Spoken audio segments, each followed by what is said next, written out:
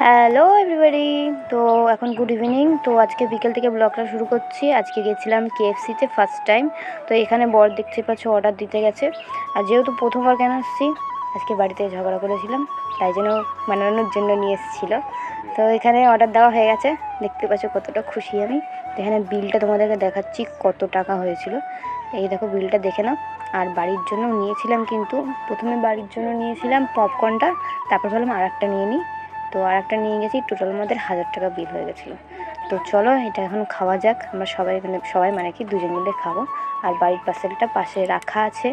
তো খুব আনন্দ লাগছিলো খেতে, আমার তো খুব মজা লাগছিলো। ফার্স্ট টাইম খাচ্ছি, বেশ ভালোই খেতে, অতটাও খারাপ না।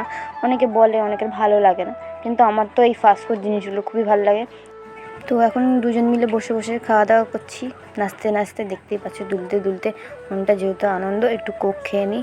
আর ভিডিওটি ভালো লাগলে চ্যানেলটিকে সাবস্ক্রাইব করে দেবে। আজকের মতো এইটুকুনি, টাটা।